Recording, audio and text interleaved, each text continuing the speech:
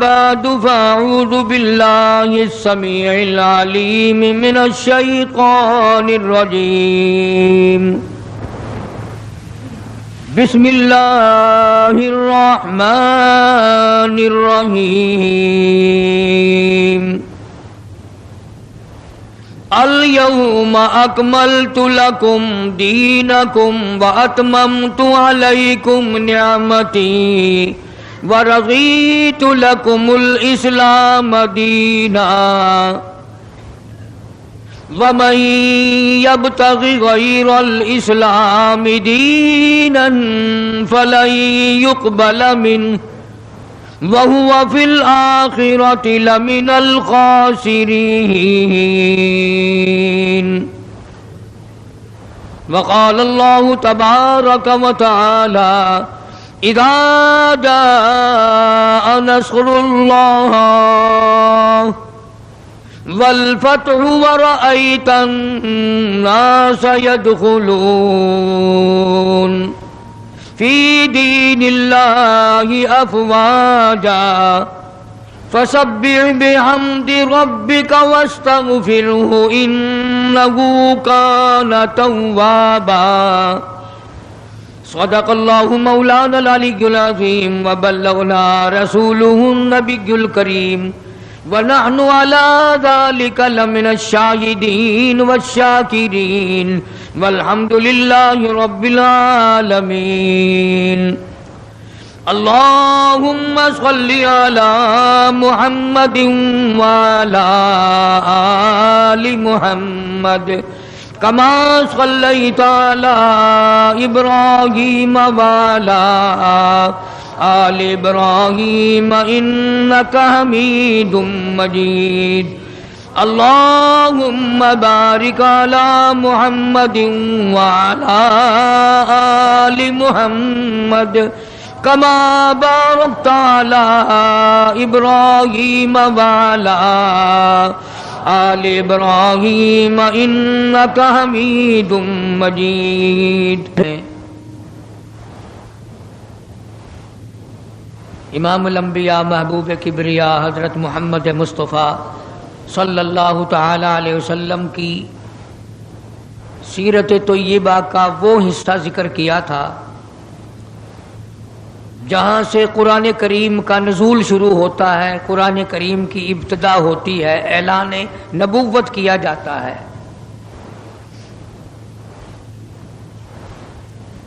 سیرت طیبہ کا موضوع اتنا طویل ہے، اتنا لمبا ہے،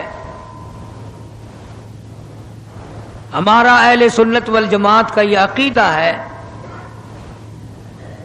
کہ دنیا کے سارے درختوں کی قلمیں بنا لو، جتنے ندی نالے نہر دریا سمندر ہیں سب کی سیاہی بنا لو، اور جناب رسول کریم صلی اللہ علیہ وسلم کی تعریف اور ثنا لکھنی شروع کر دو۔ ہمارا عقیدہ ہے کہ درخت قلمیں دیتے دیتے ختم ہو جائیں گے، سمندر سیاہی مہیا کرتے ختم ہو جائیں گے، مگر کالی کملی والے کی تعریف کا کوئی حصہ بھی ادا نہ ہو سکے گا۔ اس لیے اللہ پاک جل شانہ نے خود جن کی تعریف فرمائی ہو، جن کا شناخہ خود خدا ہو، اور بندہ کیسے مکمل کر سکتا ہے؟ ہمیں تو سمجھنا ہی آج تک، ورنہ ہر لمحہ ہماری زبان سے کلمہ نکلنا چاہیے، لا الہ الا اللہ محمد الرسول اللہ صلی اللہ علیہ وسلم۔ اٹھتے بیٹھتے چلتے پھرتے ہماری زبان سے کلمہ نکلنا چاہیے۔ اللہ پاک جل شانہ نے اسی طرح سے درود شریف کے لیے بھی بڑے فضائل فرما دیے حضور کریم صلی اللہ علیہ وسلم کی ذات اقدس پہ۔ فرمایا جو ایک مرتبہ درود پاک پڑھے 10 نیکیاں ملتی ہیں، 10 گناہ معاف ہوتے ہیں، 10 درجے بلند کر دیے جاتے ہیں۔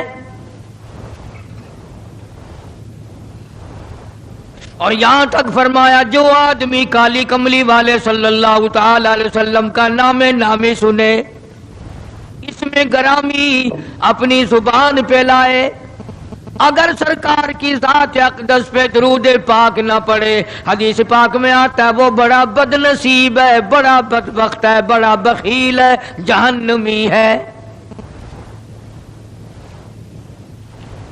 یعنی یہ حق ہے حضور کریم صلی اللہ علیہ وسلم کا، اور اتنی فائدے والی چیز ہے۔ ایک درود پاک سے 30 فائدے، 10 گناہ معاف، درجے بلند، 10 نیکیاں۔ اور حدیث پاک میں کثرت سے آتا ہے کہ فضائل درود شریف کی کثرت کرنے والا مرتے وقت کبھی ایمان سے خالی نہیں جا سکتا۔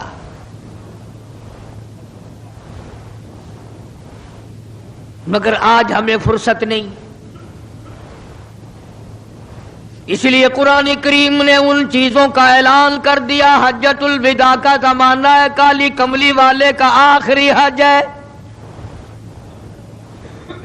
جبل رحمت کے نیچے ذرا سی نیچے اتر کر جگہ بنی ہوئی ہے، وہاں پر ایک اونٹنی پہ سوار ہے، ایک ڈاچی پہ سوار ہے۔ لوگوں کو فرمایا یا ایھا الناس،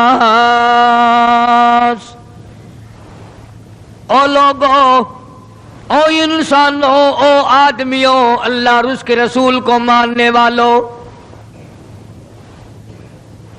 الصلاۃ الصلاۃ، نماز کی پابندی کرنا، بیماری میں بھی پڑھنا، سفر میں بھی نماز پڑھنا، شادی میں بھی نماز ادا کرنا، غمی میں بھی نماز ادا کرنا، سردی میں نماز ادا کرنا، گرمی میں نماز پڑھنا۔ آخری حج ہے، حضور کریم صلی اللہ تعالی علیہ وسلم کا تقریباً آخری وقت ہے۔ فرمایا لوگوں، قرۃ عینی فی الصلاۃ، نماز میری آنکھوں کی ٹھنڈک ہے۔ جو نماز نہیں پڑھتا میں اس کے لیے قیامت میں شفاعت کرنا میری کوئی ذمہ داری نہیں۔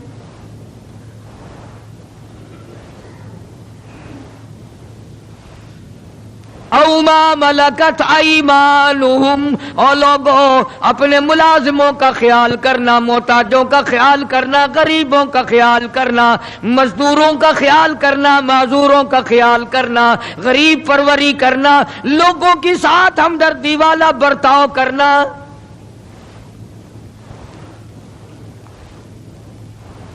جو کچھ میں تمہیں بتلا رہا ہوں فرمایا یاد کرو، میری بات کو سمجھو۔ حضور کریم صلی اللہ علیہ وسلم نے فرمایا لاکھوں کا مجمع ہے، فرمایا جو میں تمہیں بات کہہ رہا ہوں تمہارے ذمے ہے، جو اس وقت میدان عرفات میں نہیں پہنچ سکے ان تک پہنچا دینا۔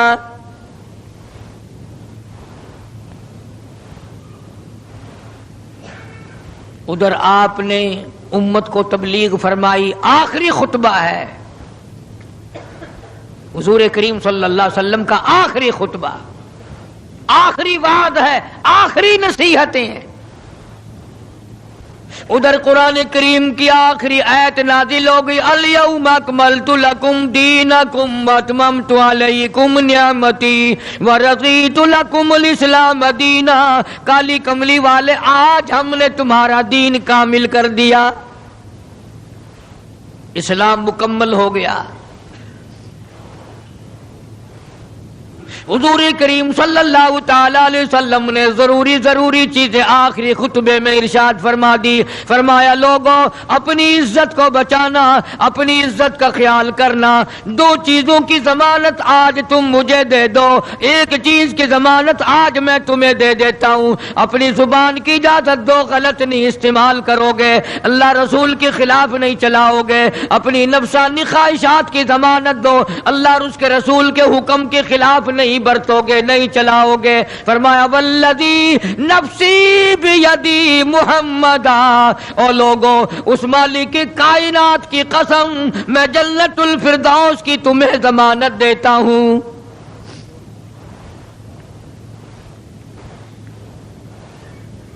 حجۃ الوداع میں خطبہ ارشاد فرما دیا، اس کے بعد مینا مزدلفہ تشریف لے آئے، مکہ مکرمہ میں تشریف لے آئے، واپسی مدینہ پاک میں ہو رہی ہے، راستے ہی میں طبیعت بگڑ گئی۔ وہاں میدان عرفات میں آخری خطبے میں فرمایا او لوگو شاید میری تمہاری آخری ملاقات ہو، او لوگو شاید آج کے بعد تم میری آواز نہ سن سکو، میری زیارت نہ کر سکو، میری بات کو پلے باندھ کے لے جاؤ۔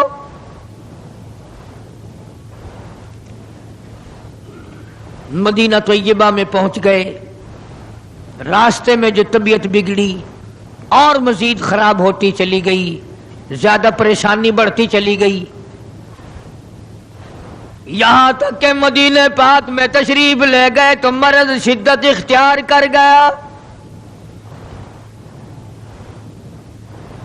جناب ابو ہریرہ رضی اللہ تعالیٰ عنہ نے دیکھ کر عرض کر دیا میرے آقا بڑی کمزوری آ گئی، بڑی ضعیفی آ گئی، بڑی ناتوانی سی آ گئی، بڑے آپ کمزور ہو گئے، بہت زیادہ ضعیفی چہرے سے ظاہر ہونے لگی۔ فرمایا ابو ہریرہ موت قریب ہے، موت قریب ہے، زندگی دور ہوتی چلی جا رہی ہے، اور تجھے کیا بتلاؤں جب قرآن کریم کی ان صورتوں کی تلاوت کرتا ہوں جن میں قیامت کا ذکر ہے میرا سانس رک جاتا ہے،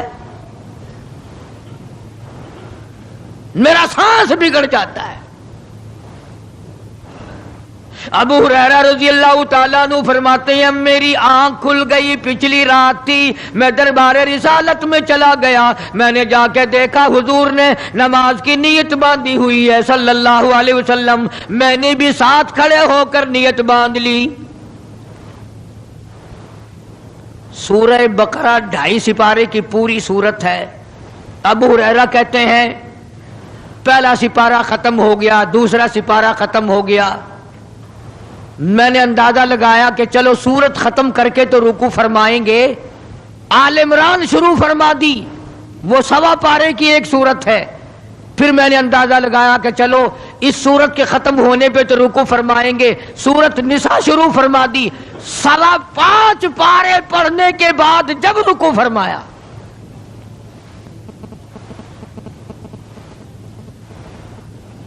اپنا حال بھی دیکھ، اس کالی کملی والے کا حال بھی دیکھ صلی اللہ علیہ وسلم۔ ابو ہریرہ کہتے ہیں جب قرآن مجید کی تلاوت ہو رہی تھی میں پاس کھڑا ہوا تھا نماز میں، حضور کے سینے سے آپ کے چھاتی سے مجھے یوں سانس پھولنے کی آواز آئی جیسے ہنڈی پکتی ہوئی کھولتی ہے،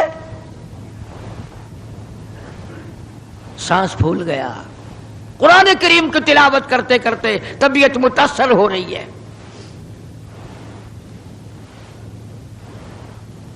اس قسم کی نماز پڑھتے تھے ہمارے آقا حضرت محمد الرسول اللہ صلی اللہ علیہ وسلم۔ آج امت کی نمازیں اور اپنی نمازیں اور میری نمازیں تمہارے سامنے ہیں۔ امام الانبیاء محبوب کبریا حضرت محمد مصطفیٰ صلی اللہ تعالی علیہ وسلم کا مرض اتنا شدت اختیار کر گیا، بے ہوشی شروع ہو گئی،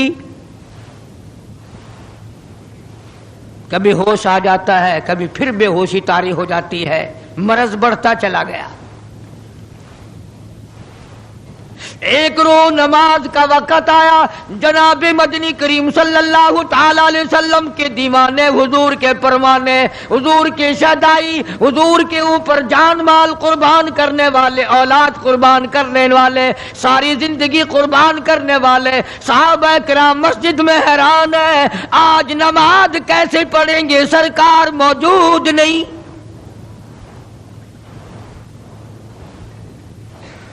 جناب عائشہ صدیقہ رضی اللہ تعالی عنہا نے جناب فاطمہ الزہرا رضی اللہ تعالی عنہا دونوں پریشان ہیں کہ مرض بڑھ گیا ہے، تکلیف زیادہ ہے، ہوش آئی آپ کو، فرمایا اصلی الناس، کیا لوگوں نے نماز پڑھی؟ فرمایا قالوا لا بل ينتظرونك، نہیں پڑھی بلکہ آپ کا انتظار ہو رہا ہے، سارے دیوانے، سارے پروانے، سارے شہدائی، سارے جانثار، سارے غم گسار، ساری زندگی قربان کرنے والے دیواروں کے ساتھ لگے ہوئے کھڑے رو رہے ہیں، کالی کملی والے آج اگر تیرا دیدار نہ ہوا تو ہم مر جائیں گے۔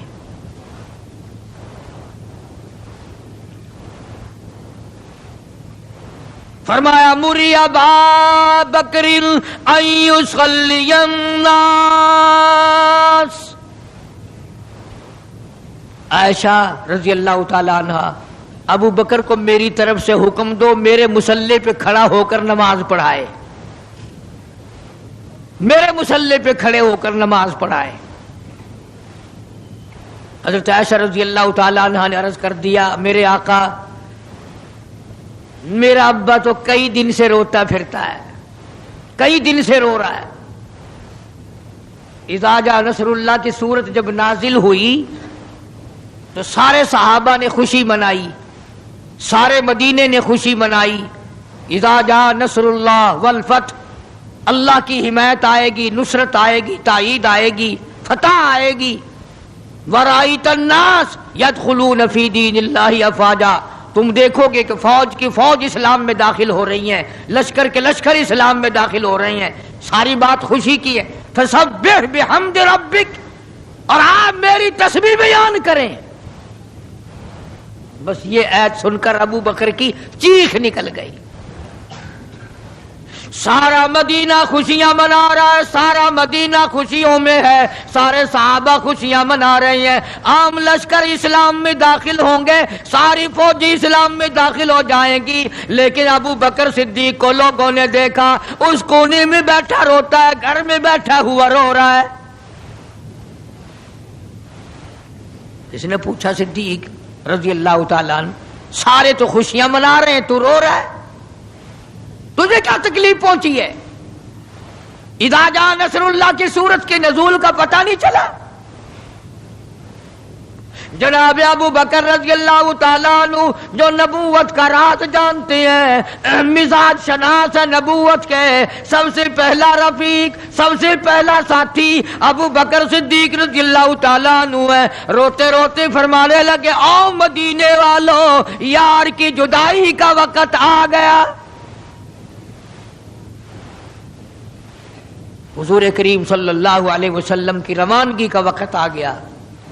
انہوں نے کہا تجھے کیسے پتا چلا؟ کہ دیکھتے نہیں ہو قرآن میں کیا؟ فسبح بحمد ربک، آپ میری تسبیح بیان کریں، مطلب یہ آپ میرے یہاں آ جائیں۔ سب سے زیادہ صدیق اکبر نے قرآن کریم کو سمجھا۔ تو حضرت عائشہ رضی اللہ تعالیٰ عنہ نے عرض کیا کالی کملی والے وہ تو پہلے ہی روتے پھرتے میرے ابا، تو کسی اور کو حکم دو۔ فرمایا عائشہ امت میں تیرے باپ جیسا نظر کوئی نہیں آتا، ساری امت میں تیرے باپ جیسا نظر کوئی نہیں آتا۔ صدیق اکبر رضی اللہ تعالیٰ عنہ کو حکم مل گیا، صحابہ نے مصلی پہ کھڑا کر دیا، نماز ہو رہی ہے۔ اللہ اکبر، ایک تھوڑا سا نقطہ باریک سا ہے، اگر توجہ کرو گے تو مزہ آئے گا۔ ادھر حکم دے دیا نماز پڑھانے کا، ادھر نماز شروع ہو گئی۔ ایک تو یہ بات تھی نا کہ حکم دیا نماز ہو گئی، پوری ہو جائے گی، وہ پڑھا دیں گے، اور ایک یہ ہے کہ میں خود نماز پڑھاتا ابو بکر کو دیکھوں، صرف پڑھاتا نہ دیکھوں، میں بھی صدیق کے پیچھے نماز پڑھوں۔ کل لوگ کوئی اعتراض نہ کریں،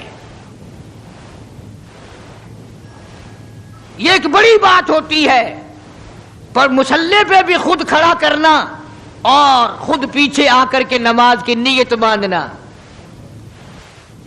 دو نوجوانوں کو بلایا، حضرت عباس رضی اللہ تعالیٰ عنہ ہے اور ایک اور صحابی ہے، دونوں کے کندھوں پہ ہاتھ مبارک رکھے اور قدم مبارک گھسٹتے ہوئے مسجد میں تشریف لائے۔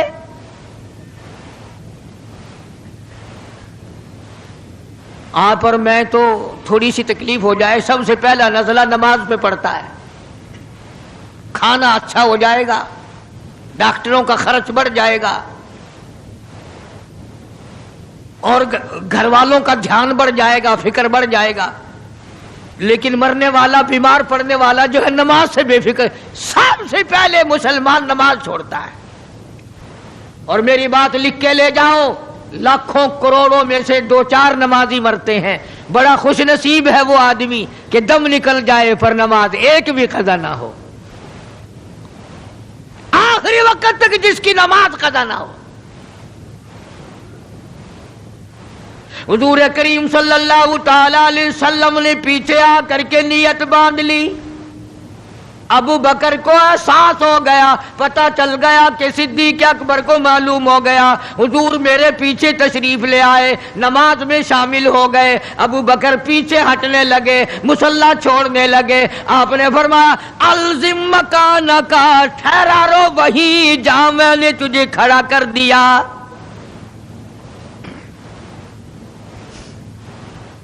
نماز ہو گئی. اب حضور کریم صلی اللہ علیہ وسلم جب تشریف نہیں لائے تھے، سارے غمگین تھے، سارے پریشان حال تھے، سارے یہ سوچ رہے تھے کہ آج کیا ہوگا، آج کیا بنے گی. سارے سرکار دو عالم صلی اللہ علیہ وسلم کے دیدار کے لیے اکٹھے ہو گئے. اور یہ آپ کا تشریف لانا، آخری تشریف لانا ہے مسجد نبوی میں، اور منبر پہ آپ تشریف فرما ہوئے. آپ نے اسی خطبے کی پھر بعد الفاظوں کو، بعد احکامات کو دہرایا. اور لوگوں، نماز کا خیال کرنا، نماز کی پابندی کرنا، یتیموں کا خیال کرنا، محتاجوں کی غریب پروری کرنا، اگر اس کے خلاف تم چلو گے میری کوئی ذمہ داری نہیں.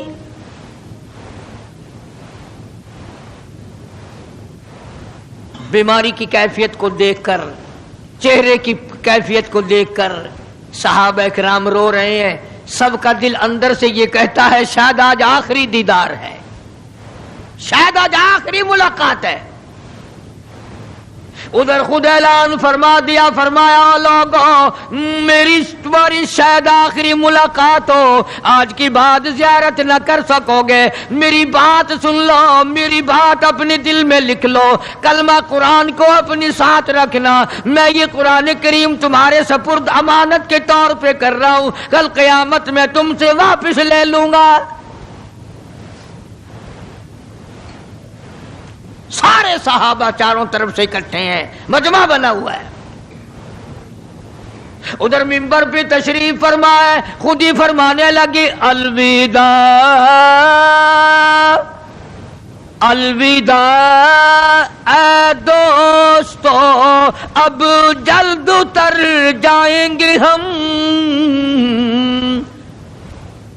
الوداع اے دوستو، اب جلد اتر جائیں گے ہم، اور پھر کبھی اس دنیا کمینی میں نہیں آئیں گے ہم. میرا آخری وقت ہے، میری تمہاری آخری ملاقات ہے، میری بات یاد کر لو. سارے دیوانے حیران ہو گئے، اور بھی پریشانی بڑھ گئی. لوگ قریب آ گیا بچھڑنے کا معاملہ. ہم نے اولاد کو قیمہ بنتا دیکھا، پرواہ نہ کی. ہمارے بچوں کو ظالموں نے نیزے کی نوک پہ لٹکا دیا، پرواہ نہ کی. وطن چھڑا دیا، پرواہ نہ کی. 8 دن پانی کی بوند نہ ملی، پرواہ نہ کی. مہینوں مہینوں روٹی کا ٹکڑا نہ دیکھا، پرواہ نہ کی. کوئی پرواہ نہیں کی. آج یہ کیا سلسلہ شروع ہوا؟ سارے صحابہ کرام بھی رونے لگے اور کہتے ہیں کس طرح سے کیوں کر، کس طرح سے کیوں کر دل لگائیں گے ہم، اور اس جیسی مبارک شکل کہاں سے لائیں گے ہم. کس طرح جئیں گے، کس طرح گزارا کریں گے؟ آقا ہم نے تو بھوک بجھائی، پیاس بجھائی، سب کچھ تجھ پہ قربان کر دیا تھا. حجرہ عائشہ میں تشریف لے گئے، پھر بے ہوشی طاری ہے. اللہ غنی عائشہ صدیقہ تیرا کتنا اونچا کمال پروردگار نے کر دیا، کتنا اونچا تیرا نام کر دیا۔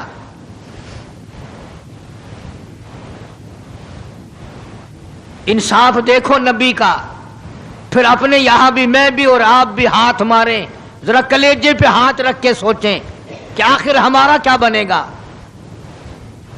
سیدہ حفصہ رضی اللہ تعالی عنہا کو بلوایا، سیدہ ام سلمہ رضی اللہ تعالی عنہا کو بلایا، سیدہ زینب رضی اللہ تعالی عنہا کو بلایا۔ جتنی بھی ہماری مائیں تھیں، حضور کریم صلی اللہ علیہ وسلم کی گھر والیاں، قرآن کہتا ہے وَأَزْوَاجُهُ أُمَّهَاتُكُمْ، ان کی گھر والیاں ساری تمہاری مائیں ہیں، امہاتہم تمام کے تمام تمہاری مائیں ہیں۔ اللہ غنی، سیدہ ام سلمہ، سیدہ حفصہ، سیدہ جویریہ، سیدہ زینب،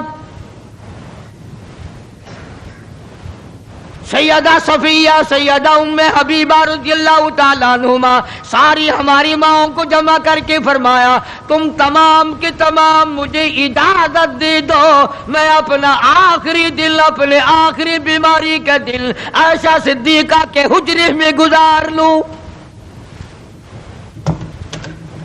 تم اجازت دو مجھے، بے انصافی نہ ہو جائے، خدا کے یہاں سے پوچھ گچھ نہ ہو جائے۔ امام الانبیاء ڈر رہے ہیں، ہم قبر میں جا کے ڈریں گے انشاءاللہ۔ ساری گھر والیوں کو اکٹھا کر کے اجازت مانگی جا رہی ہے، سب نے اجازت دے دی۔ اصل میں جنت الفردوس کا انتظام ہو رہا ہے، جس جگہ حضور کریم صلی اللہ علیہ وسلم اور عائشہ صدیقہ رضی اللہ تعالی عنہا کو اللہ میاں نے اکٹھا دیکھا، بستر میں دیکھا، قرآن اترتے دیکھا، اس حجرے پہ اتنا پیار آ گیا، اسی کو جنت الفردوس بنا دیا۔ اور پھر بات بڑھی، جناب عائشہ صدیقہ رضی اللہ تعالیٰ عنہا پریشان بیٹھی ہیں، جناب فاطمہ الزہرا رضی اللہ تعالیٰ عنہا پریشان بیٹھی ہیں، بڑی تکلیف ہے، بڑا شدت کا بخار ہے، بے ہوشی بھی ہے۔ فرمایا میری عائشہ ٹھنڈے پانی کا پیالہ لے آ،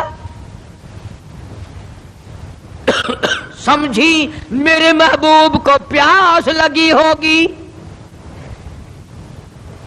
دوڑ کر پانی کا پیالہ لے آئیں، اشارہ فرمایا یہاں رکھ دو، رکھ دیا گیا۔ جناب عائشہ صدیقہ رضی اللہ تعالیٰ عنہ فرماتی ہیں میرا کلیجہ پھٹنے لگا، جناب فاطمہ الزہرا رضی اللہ تعالیٰ عنہ فرماتی ہیں میرا جگر پھٹنے لگا، ہم نے آنکھوں سے دیکھا امام الانبیاء صلی اللہ تعالیٰ علیہ وسلم کی ذات اقدس رحمت والا ہاتھ اس پانی کے پیالے میں بھگو کر اپنے چہرے انور پہ چھینٹے مارنے لگے، یوں چہرے انور کو ٹھنڈا کر رہے ہیں۔ حضرت عائشہ فرماتی ہیں رضی اللہ تعالی عنہا میں نے عرض کر دیا میرے آقا یہ گھبراہٹ کیسی، یہ پریشانی کیسی، یہ تکلیف کیسی، یہ چھینٹے کیسے؟ فرمایا میری عائشہ تو نہیں جانتی موت کتنی گھبراہٹ والی چیز ہے، وجات سکر الموت بالحق، قرآن کہتا ہے کہ موت کی سختی حق ہے۔ جناب عائشہ صدیقہ رضی اللہ تعالی عنہا فرماتی ہیں کہ میں نے حضور کی تکلیف کو جب آنکھوں سے دیکھ لیا پھر میرے دل میں یہ بات کبھی آئی ہی نہیں کہ اور کسی کو تکلیف ہو یا نہ ہو۔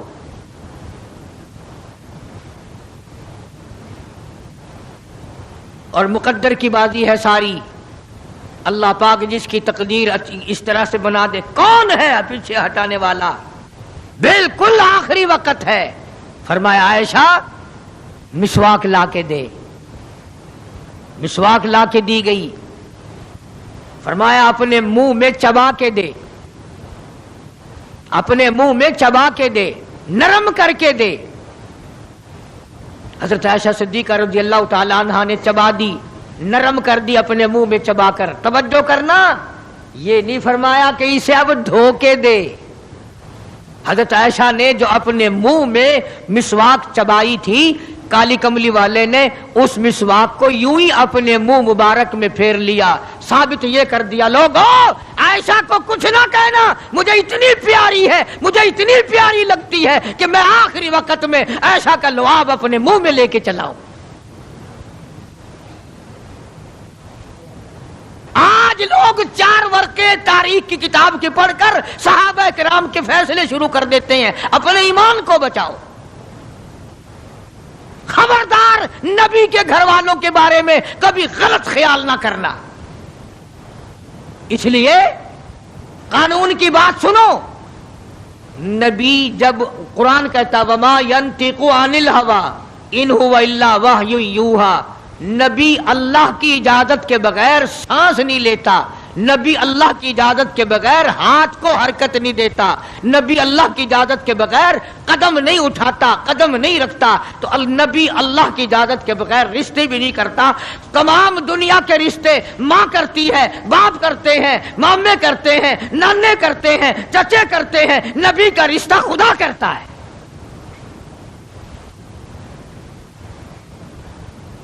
اللہ کی اجازت کے بغیر نبی کا کوئی رشتہ نہیں ہوتا۔ تو حضرت عائشہ کا رشتہ خدا نے کیا اور یہ عظمت خدا نے دی ہے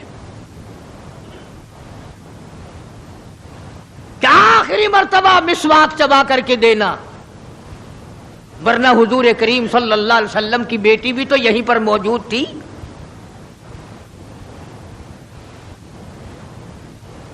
اس کے بعد جناب عائشہ صدیقہ رضی اللہ تعالیٰ عنہ فرماتی ہیں میں بھی بیٹھی تھی، بڑی پریشان تھی، جناب فاطمہ الزہرا رضی اللہ تعالیٰ عنہ بھی پریشان تھی، ماتھے پہ پسینے آتے تھے جاتے تھے۔ اتنی دیر میں دستک ہوئی، دروازہ کھٹکا، کسی نے آواز دی ہل ادخلوک فی البیت،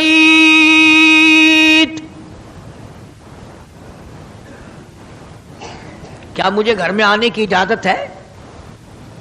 حضرت فاطمہ الزہرا رضی اللہ تعالی عنہ جو ابا کے غم کی وجہ سے نہایت پریشان تھی، نہایت مزمحل تھی، نہایت دل دکھا ہوا تھا، بس زبان سے یہ بات نکل گئی اور دیہاتی کہیں کہ او گوار میرا ابا بے ہوش ہے، تجھے اجازتوں کی پڑی ہوئی ہے۔ سرکار کو ہوش آ گیا، یہ جواب سن لیا اپنی لخت جگر کا، رحمت والا ہاتھ اپنی بیٹی کے سینے پر رکھتے ہوئے فرمایا بیٹی یوں نہ کہو، یہ دیہاتی نہیں، یہ گوار نہیں، یہ پاگل نہیں، یہ تو اسرائیل ہے، یہ تو تیرے ابا کا مقام ہے کہ اجازت لے کے آ رہا ہے۔ اس نے تو آج تک کبھی کسی سے اجازت مانگی ہی نہیں، کبھی بھی کسی سے اجازت نہیں لی۔ یہ اکرام ہے محمد مصطفیٰ صلی اللہ تعالی علیہ وسلم کا۔ تشریف لے آئے اور یہ جو معاملہ ہو رہا ہے نا، جو کچھ میں بتلا رہا ہوں یاد کرنے کے لیے عرض کر دوں، یہ جو کچھ میں آج تمہیں بتلا رہا ہوں چونکہ ربیع الاول کا مہینہ ختم ہو رہا ہے، آج اس کا آخری جمعہ ہے، اس لیے میں اس عنوان کو ختم کرنا چاہتا ہوں۔ اور مطلب میرا کیا ہے، یہ جو کچھ میں تمہیں بتا رہا ہوں ساری دنیا کے علماء کا اتفاق ہے، یہ سب کچھ 12 ربیع الاول کو ہو رہا ہے۔ یہ اسرائیل کا آنا اور یہ بیماری اور یہ پریشانی اور یہ پسینے اور یہ حضرت عائشہ کا مسواک کو چبا کر کے دینا اور فاطمہ الزہرا کا پریشان ہونا، یہ 12 ربیع الاول کو ہو رہا ہے سب کچھ۔ جس دن تو ڈھول بجاتا ہے، جس دن تو نے 1400 سال کے بعد ناچنے کا پروگرام بنایا ہوا ہے، تیرے بیٹے کا آخری وقت ہو برابر والا ڈھول بجا کے دکھائے، تیرے کلیجے پہ چوٹ لگے گی، او ظالم میرا کیا حال ہے اور تم نے یہ کیا شروع کیا ہے؟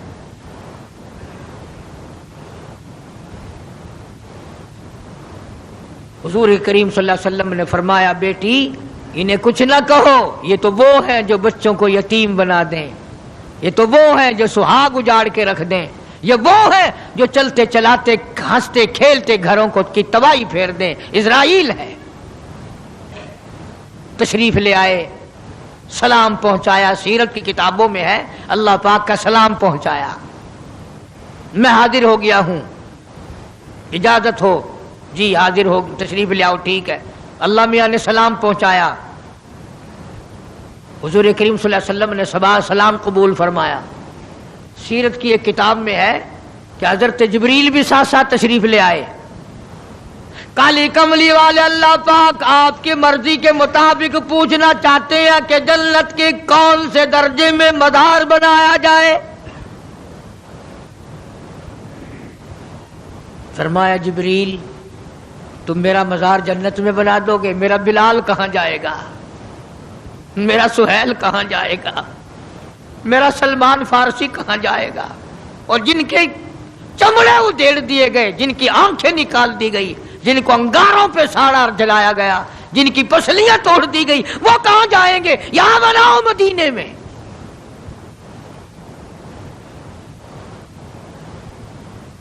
سیرت کی کتابوں میں ہے کہ روح مبارک جب قفس عنصری سے الگ کرنے لگا اسرائیل، آپ نے فرمایا اسرائیل مجھے تکلیف ہو رہی ہے۔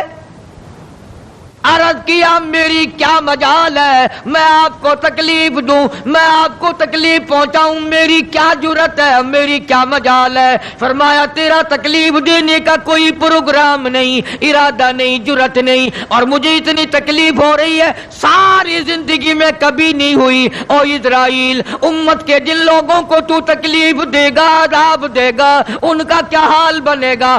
میری آرزو ہے، میری حسرت ہے، میری تمنا ہے ساری امت کے دکھوں کو آج محمد صلی اللہ علیہ وسلم کی چھاتی پہ ختم کر لے۔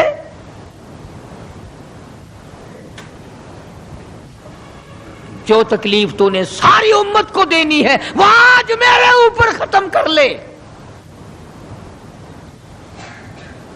ان کی وفا دیکھ اور اپنی جفا دیکھ، وہ کس وقت میں تجھے یاد کر رہے ہیں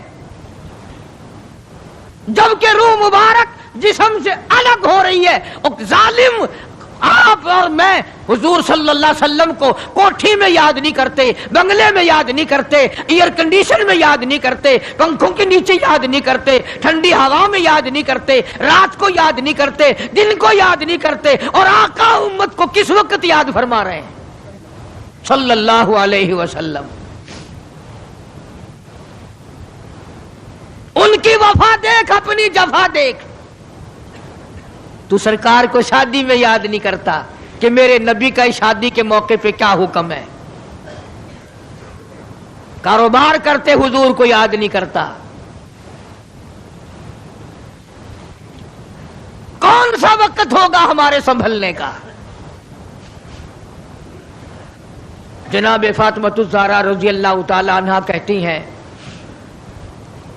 مجھے بڑا رنج پہنچا، اور ساری کتابوں میں ہے حدیث کی، تفسیر کی، سیرت کی۔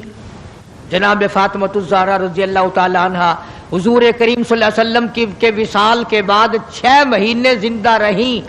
تمام حضرات کہتے ہیں ایک دن بھی کسی نے ہنستی ہوئی نہیں دیکھی، کبھی پیٹ بھر کے کھانا نہیں کھایا۔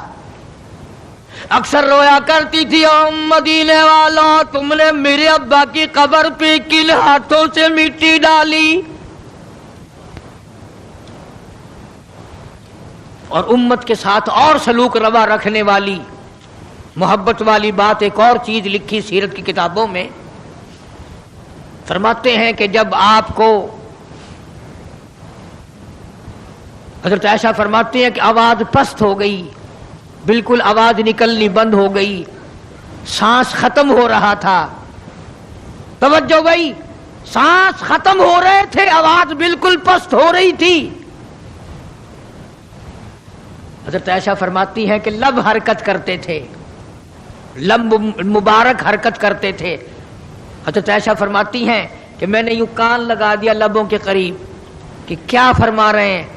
فرماتی ہیں ایک ہی آواز تھی، ربی حبلی امتی، مولا میری امت کو معاف کر دے، مولا میری امت کو معاف کر دے۔ جس امت کے لیے ساری ساری رات سجدوں میں دعائیں مانگی، آنسو بہا بہا کے دعا مانگی، اور اس آخری وقت میں بھی اس امت کے لیے دعائیں فرما رہے ہیں۔ اور یہ امت 5 وقت نماز کے لیے تیار نہیں، یہ امت ظلم سے توبہ کرنے کو تیار نہیں، یہ امت حرام کھانے سے توبہ کرنے کو تیار نہیں، یہ امت آج اللہ کے قہر سے بچنے کو تیار نہیں، کیا صورت ہوگی؟ اسی لیے قرآن کریم کے 18ویں سپارے کی ایک آیت آپ کو آخری میں سنا دوں۔ میدان حشر برپا ہوگا، قیامت کا میدان لگا ہوا ہوگا،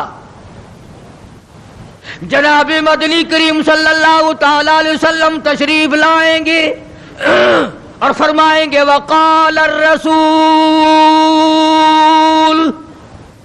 یا رب ان قوم اتخذوا هذا القرآن مہجورا، یا اللہ یہ وہ لوگ ہیں جنہوں نے میرے قرآن کا مذاق اڑایا، تمسخر اڑایا، ٹھٹھا بنایا، مخول بنایا۔ وَكَذَلِكَ جَعَلْنَا لِكُلِّ نَبِيٍّ عَدُوًّا مِّنَ الْمُجْرِمِينَ، یہ میرے دشمن ہیں جیسے پہلے نبیوں کے دشمن ہوا کرتے تھے، جلال میں ہوں گے، غصے میں ہوں گے۔ محمد عربی صلی اللہ علیہ وسلم جب فرشتے خبردار کریں گے کالی کملی والے تیرے بعد انہوں نے بڑی بدعت پھیلائی، تیری سنتوں کو مٹایا اور بدعت پھیلائی، تیری سنتوں کو ختم کیا اور رواج نئے نئے چلائے، شرک کیا، بدعت کیے، کفر کمایا۔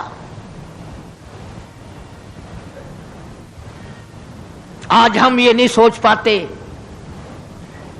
کہ کس طریقے سے اپنا آخری وقت ہونا چاہیے۔ آج اس امت کے لوگوں کو سنت کے مطابق غسل نہیں ملتا، آخری سنت کے مطابق کفن نہیں ملتا۔ میں کہتا ہوں سنت کے مطابق جنازے کے کندھا تبدیل نہیں کیا جاتا، سنت کے مطابق میت کو قبر میں نہیں اتارا جاتا، سنت کے مطابق قبر پر مٹی ڈالنے کا رواج نہیں نہ۔ اور تو بڑی بڑی تعلیم ڈگریاں حاصل کر لیتے ہو، قبر پر مٹی ڈالنے کی دعا سیکھتے ہوئے پھانسی لگتی ہے، کون سیکھتا ہے؟ یہ چاروں طرف جتنے بوڑھے بیٹھے ہیں سفید داڑھیوں والے، پوچھ کے دیکھو سوائے 100 میں سے 2 کے 98 کو نہیں آتی، قبر میں میت اتارنے کی دعا نہیں آتی، قبلہ کی طرف منہ موڑنے کی دعا نہیں آتی۔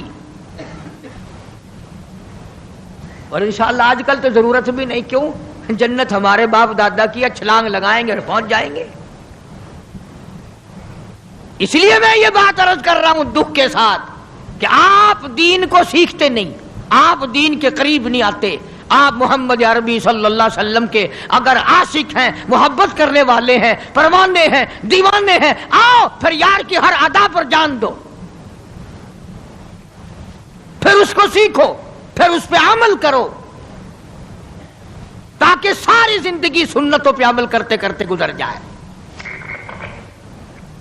اس لیے قرآن کریم کی جو میں نے آیت تلاوت کی تھی اذا جاء نصر اللہ کی، اس کا یہی مفہوم ہے فسبح بحمد ربک، میرے نبی آ جا پھر آپ تسبیح پڑھیں میرے نام کی، واستغفرہ انہ کان توابا۔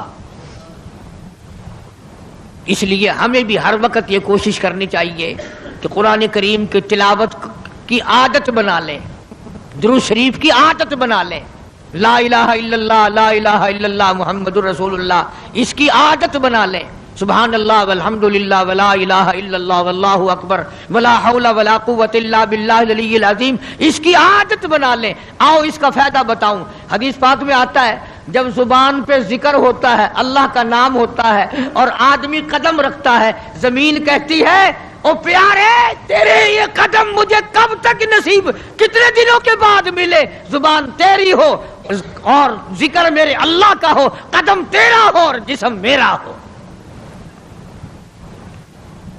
یوں آتا کتابوں میں زمین گواہی دے گی قیامت کے دن، اس نے مجھ پر سبحان اللہ کہا تھا، اس نے مجھ پر الحمدللہ کہا تھا، اس نے مجھ پر درود پاک پڑھا تھا، اس نے مجھ پر قرآن کی تلاوت کی تھی، اور وہ گواہی بھی دے گی زمین اس نے مجھ پہ زنا کیا، حرام خوری کی، بدماشی کی، اس نے خنزیر کھایا، سور کھاتا رہا دنیا میں، یہ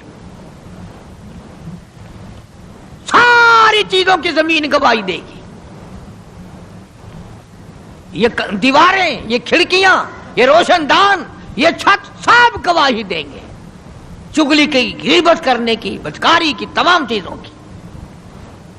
اس لیے اپنی زندگی کا ایک ایک لمحہ قیمتی ہے، قیمتی، اس کی قدر پہچانو، اس میں کچھ کمانے کی کوشش کرو۔ اللہ پاک مجھے اور آپ کو حضور کریم صلی اللہ علیہ وسلم کا جیسے آخری وقت میں نے عرض کیا، ویسے کیسٹ پہلے بھی ہے سفر آخرت نبی صلی اللہ علیہ وسلم کا، اس لیے آخری عرض کر دیا کہ ربیع الاول کا آخری جمعہ تھا۔ اللہ پاک ہم سب کو صحیح معنوں میں غلام بنائے، تابعدار بنائے، عظمت اور محبت حضور کریم صلی اللہ علیہ وسلم کی نصیب فرمائے۔ وآخر دعوانا الحمدللہ رب العالمین۔ پچھلے سیرت کے مہینوں، اسی مہینے کی تازہ کیسٹیں آپ کو پھر چھیڑ دیا گیا، چھیڑ کے بڑے جلدی ہیں، چل بند کر دیں اسے۔ انشاءاللہ العزیز آپ کو پچھلے جمعے کی کیسٹ میں نزول قرآن، اس سے پہلے جمعے کی کیسٹ میں در یتیم اور مولانا پالم پوری کی اس طرح سے مل جائیں گی، تاکہ زیادہ سے زیادہ اس ماہ مبارک میں، ان دنوں میں جو سنے گا اس کو اللہ کے رسول کے ذکر خیر کی توفیق ہوگی۔ اللہ پاک ہم سب کو آخرت اچھی کرنے کی توفیق عطا فرمائے۔ اللہم صلی وسلم وبارک علی سیدنا و مولانا محمد وعلی آل سیدنا و مولانا محمد وبارک وسلم وصلی علیہ۔